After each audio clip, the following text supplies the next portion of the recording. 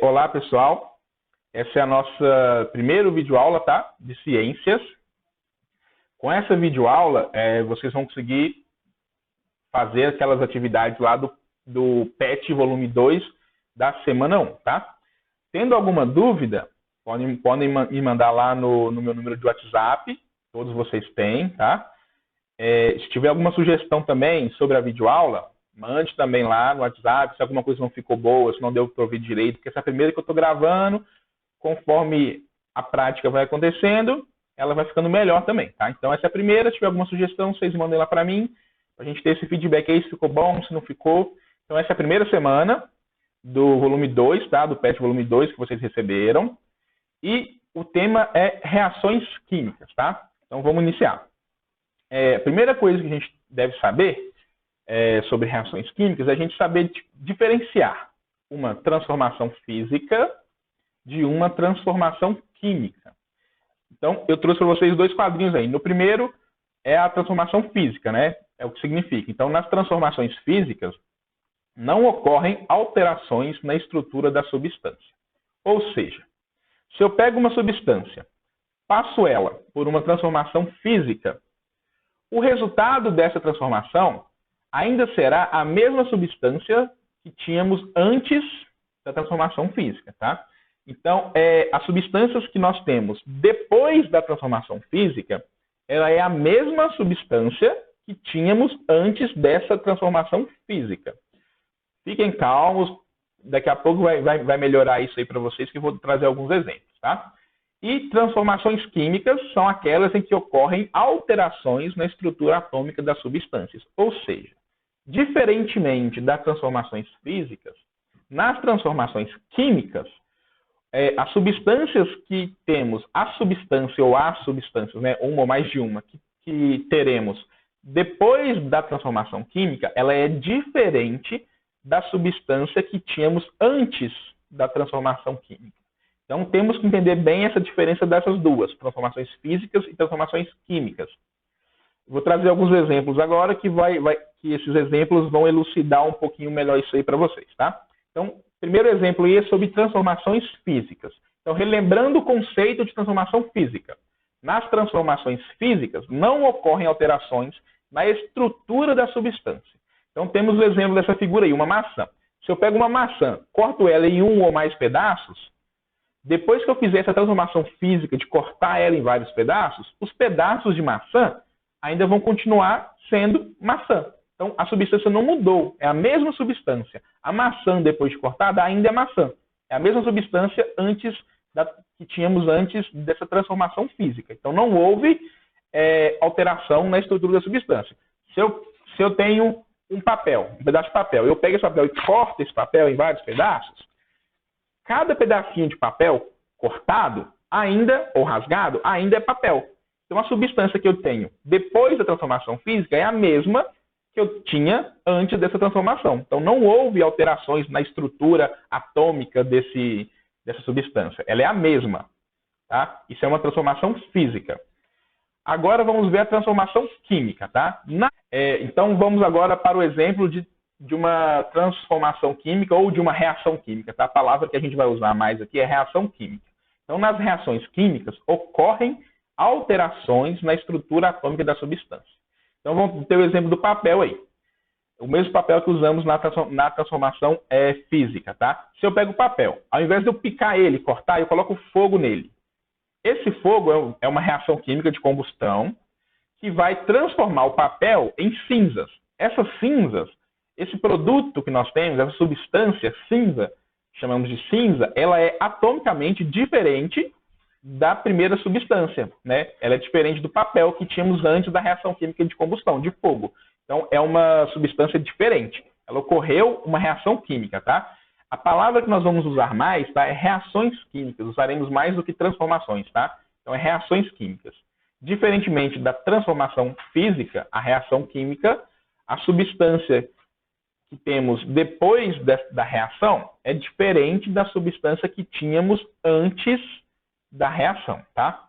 Então, isso é uma reação química. Então, espero que tenha ficado claro para vocês a diferença entre transformação física e reações ou transformações químicas.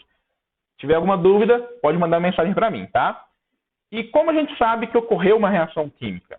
Através de evidências, né? São evidências, são provas que ocorreram reações químicas. Então, nós temos algumas provas de que reações químicas aconteceram. Quais são essas provas? Chamamos de evidências, tá? Evidências de uma reação química. Eu trouxe para vocês 3 evidências principais. Lá no PET tem algumas outras, tá? Então, as que eu trouxe aqui nessa aula foram as principais.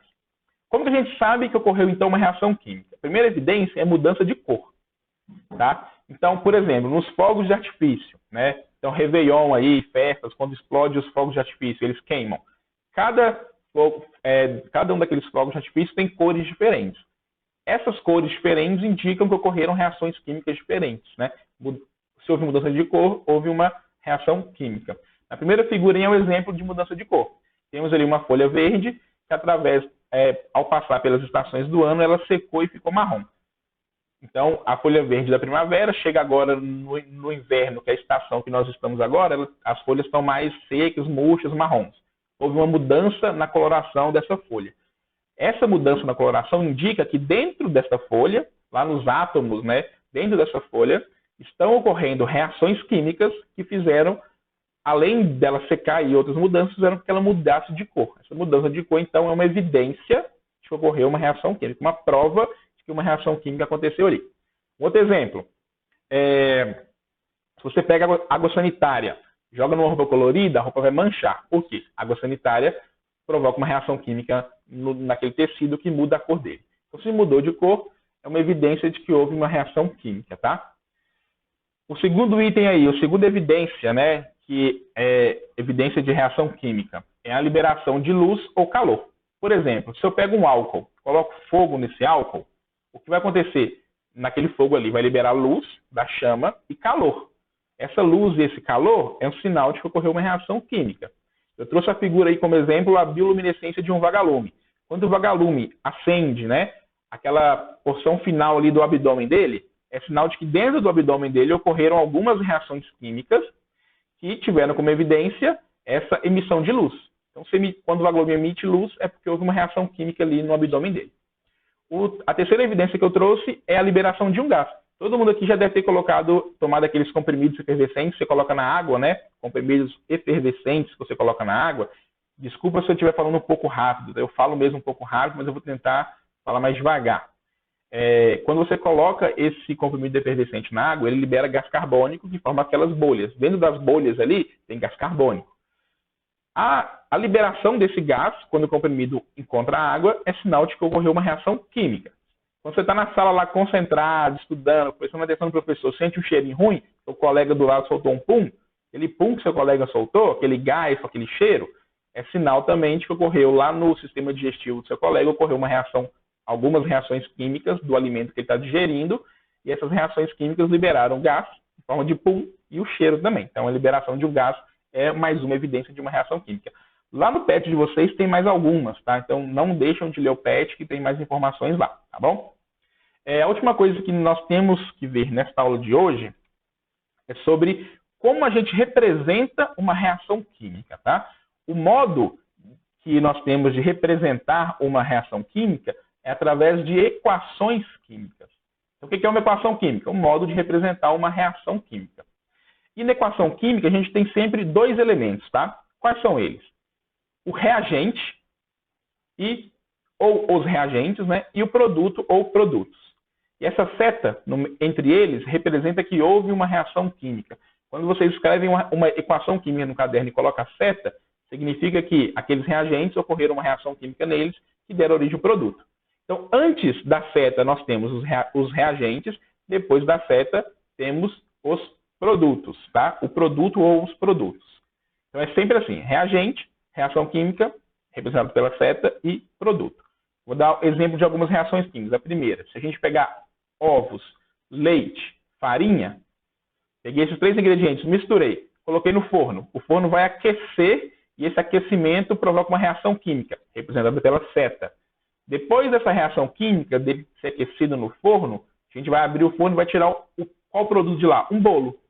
O bolo é ovo? Não. O bolo é leite? Não. É farinha? Não. Ele aqui é uma junção desses 3 reagentes, né? Então, ou seja, é uma reação química por quê? Porque o produto é diferente dos reagentes. Ovo, leite, farinha não é bolo. Bolo não é ovo, leite, farinha, né? O bolo ali, você não consegue tirar um ovo do meio do bolo ou um leite do meio do bolo. Ele é uma mistura de todos esses reagentes que, através da reação química, tiveram como produto o bolo. Então, o reagente é como se fosse um ingrediente, tá? De uma reação química. Uma segunda reação química também, que todo mundo conhece, né? Conhece pelo menos o produto dela. Se eu pego ferro, imagina um prego aí de ferro, deixo ele exposto na atmosfera, né, no ar, que tem oxigênio e tem vapor de água, se eu junto esses três reagentes, eles vão sofrer uma reação química que vai dar como origem o dióxido de ferro hidratado, ou ferrugem, tá? Conhecido como ferrugem, a famosa ferrugem. A ferrugem, um prego enferrujado, ele é atomicamente diferente do prego antes de sofrer esse processo de ferrugem nele, tá? Então, os elementos presentes no ferro enferrujado é diferente do prego de ferro antes dele passar por essa reação química de oxidação, que chama, tá? Então, temos aí o ferro, oxigênio e água como reagente, e o dióxido de ferro, ou prego enferrujado e a ferrugem como produto. E uma mais conhecida ainda, essa terceira. Se eu pego 2 átomos de hidrogênio mais um átomo de oxigênio, eles vão fazer uma reação química que vai ter como produto H2O, que é água. Então, antes da seta temos o reagente, ou os reagentes, depois da seta, o produto ou os produtos, se tiver mais de um, tá? É assim que a gente representa uma equação química. Agora, eu acredito que com esses slides de hoje, vocês conseguirão fazer aquelas 4 atividades lá do PET, volume 2, tá? Primeira semana, volume 2. Se tiver alguma dúvida ou alguma sugestão sobre a aula ou dúvida sobre a matéria, pode me mandar mensagem lá no WhatsApp, que eu respondo para vocês. Terminando as atividades, tirem foto e enviem também, que eu coloco um relatório de vocês lá que vocês fizeram, tá? Alguns alunos também, lembrando, não fizeram as atividades ainda do PET 1, tá? Façam também e podem enviar que eu ainda estou recebendo, tá bom? Então, muito obrigado. Até a próxima semana, que eu vou lançar para vocês uma outra videoaula aí da semana 2, tá? Muito obrigado e bons estudos.